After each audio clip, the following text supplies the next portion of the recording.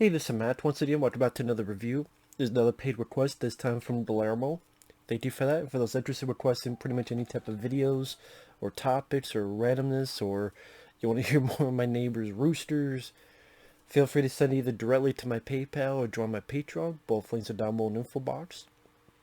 Now, this is for a film I had never even heard of called John Doe, Vigilante. Came out around 2014. And while the budget is a bit low, and that creates a little bit creeps into the production, there's an explosion that looks rather cheap. There are times I didn't just, not quite cinematography wise, but you just tell it's a low budget affair. It was still pretty decent. It was still pretty decent because the acting was there, and the story kept me interested throughout. It was kind of, in a weird way, for some reason it reminded me a little bit of Joker. Like before, of course this came out before Joker.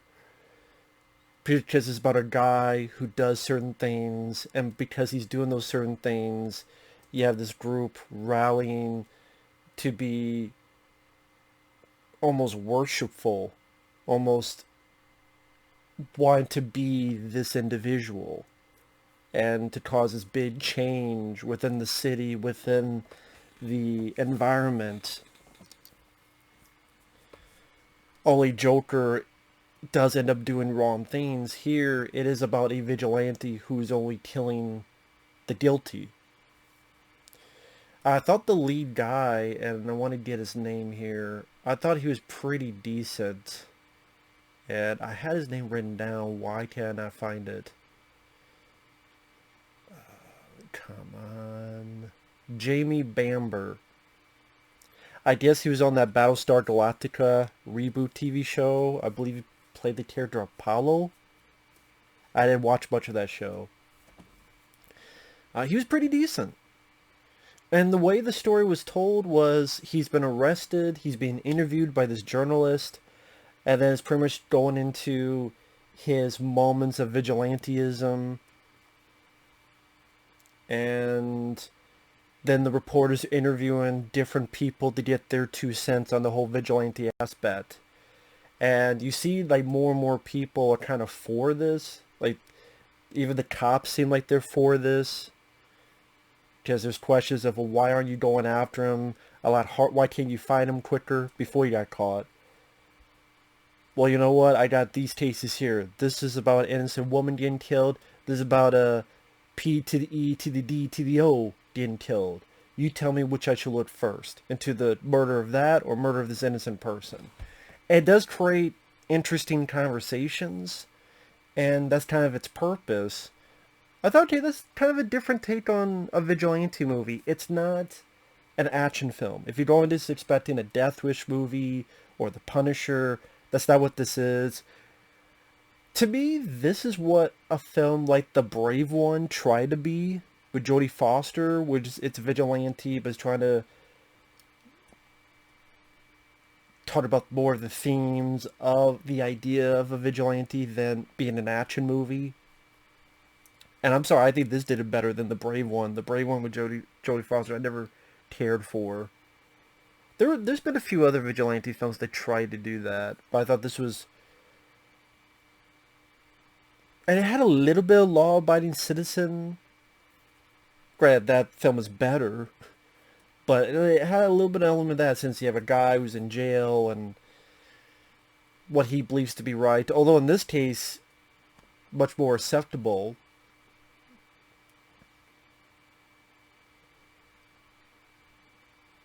And it kind of goes in and around a time, because it'll go from the reporter interviewing this guy, and you get some decent conversations about the merit of vigilantism. Do you feel bad for doing this? What gives you the right? He killed someone. He'll film it. Went to the news, but the news edited it. So the way they edited it, it makes it seem as if he killed an innocent person, this priest. But if you saw the full footage, you realize that this priest was a child diddler. with a kid by a piano. What the fuck you do? He got up, zipped up, and then the vigilante killed his sorry ass. Smash him around. And I like the direction. At times it's a POV shot. Part of me wishes that each one of those was POV. Sometimes it is, sometimes it's not. But I don't know, like the POV shots were, I thought, pretty decent. Like he's smashing this guy around, and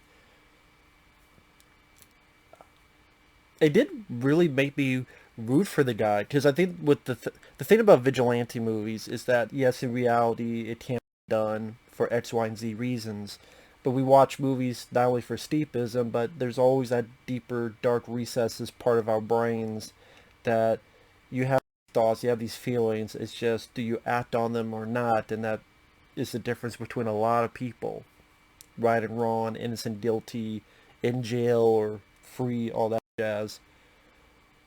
But you could live those through fantasy or live those through movies. That's kind of the thought process in another film I'll talk about in a bit. I think that can be the appeal of a vigilante movie, so to speak. And so there'll be like footage of him doing these killings of child diddlers and rapists and all that jazz, mixed in with people's interviews from folks on their thoughts on John Doe. John Doe wears this kind of creepy looking mask. It's kind of like a Ken doll. Well, that's a bad way to put it. It's kind of like a human type of mask. Like imagine a mannequin type of face. About simple but effective for what it needed to be. Interesting point that he stopped by a cop and he's filming and he's like, well, I guess this is, I'm done for. I guess this is it. And the cop comes back and kind of lets him go, and you get the idea that he let him go on purpose. And that's what I mean. It went at a good pace. It kept me interested to see where the story was being taken, and interspersed with his killings of these pieces of crap with the interviews. Once while the acting is a bit suspect, mainly there's this one other reporter who's very gung-ho for the vigilante, and he's being very over the top. Maybe that's on purpose of him being over the top. He's very over the top, talking to the camera, and it's like either a different actor or maybe just ease it down a bit when he's doing those scenes. But because mainly it's when it's him talking to the camera, when he's being interviewed, he's a bit better. And it's not the reporter that's talking to John Doe the whole time. This is another reporter that is more positive for what's going on. But it's when he's like showcasing John Doe's victims and why they were victims. Like, again, they were rapists, killers, things of that nature. And then this group, this rally starts to build called Speak for the Dead. And then they start doing stuff. Like there's this bouncer that fucked up this teenager. So 3 of them try to fuck up this bouncer, but they get fucked up. So the next time, the bouncer tries to attack one, but there's like 30 of them. And they beat the shit out of this guy. Or like there's this fake John Doe, and he wanted $10 million. But then you realize it was a fake. And again, some of those interesting talking points. Hey, it's the power and stupidity of the media. Or killing's easy. Living with it is the hard part. Hey, isn't a country a vigilante when it sends someone to war? But it's just called war. Like, what's your definition of vigilante? You kill someone who did something wrong because of what because you think it's the right thing to do. What's the difference between that and a war? Send someone over to kill someone. Again, maybe people would think it's a bit too on the nose. But yeah, I thought if you're not going to approach it in the fun, like Punisher, Death, like that kind of escapism, like Death Wish 3, this is a better way to do it. Like I said, compared to the Brave one or something to that effect, where a little bit what they were doing in the Death Wish remake with Bruce Willis, where you would get these talking points from people on the radio and such conversing back and forth, what's right or wrong, Vigilante. Now, granted, when you do this kind of stuff, people think it's a bit too broad or a bit too black and white. There's not much of a gray area. I didn't really see much of a gray area. I didn't really see much of an opposing view as to why this is bad.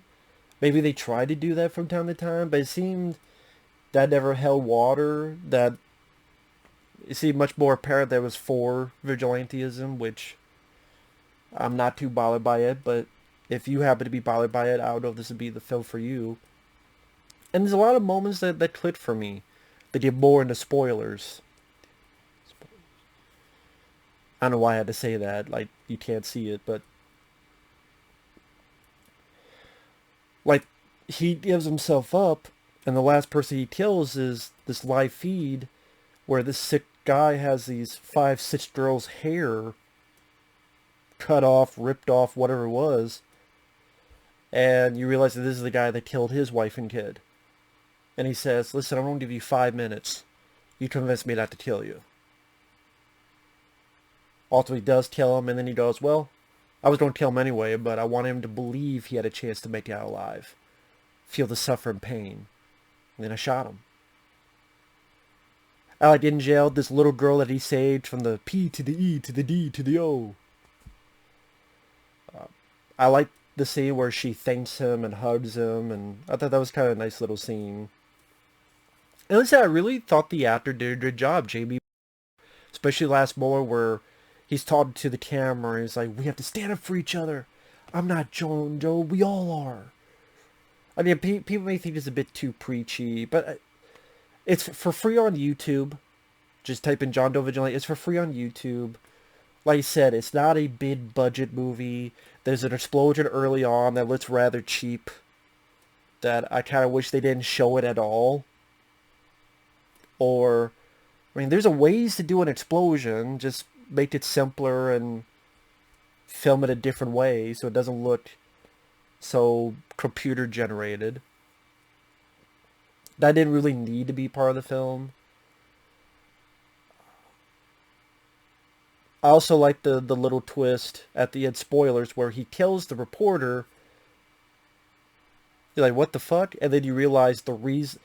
At the very beginning of the film, the guy says, with your reputation, your history, you're clearly the only choice, the only reporter to get for this interview. And then we find out that the reporter was a sick fuck who killed someone. And that's why he got the reporter there. To do one last deed.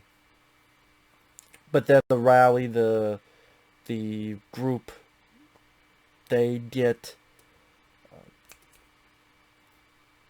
the guy out, escape, and then the movie's over. And yeah, that kind of reminded me a little bit of Joker as well, with the group of people supporting this character and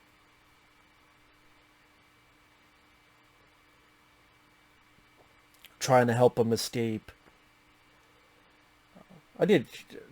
Joker, I think, is a better movie. But, again, this was not too bad of a direct-to-video film. Music wasn't good, wasn't bad. I was fine with it. There's nothing annoying or irritating about it. The supporting cast did their jobs decently well. I mean, the look of the film, just something about it seemed a little bit too, whether it was shot with a digital camera, just something about it was... It didn't scream like a theatrical movie. I don't know how else to put it.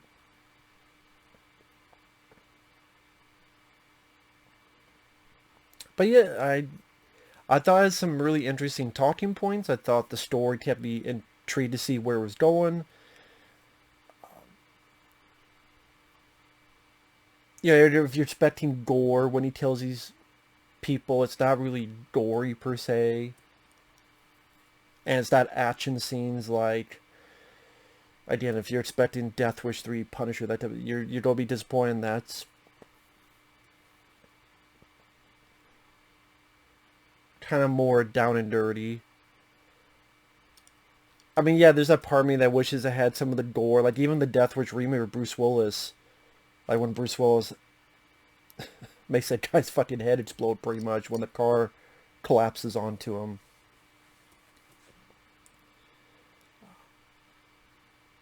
But I guess it'd be taken away from kind of the bit more talky, serious route that it went in. But yeah, I didn't mind it. Did not mind it at all. And like I said, the lead guy gave a pretty decent performance. So I really didn't have much issues with it. Again, not that bad of a movie. So with that said, thanks for watching. Take care. We'll see you guys later. Bye-bye.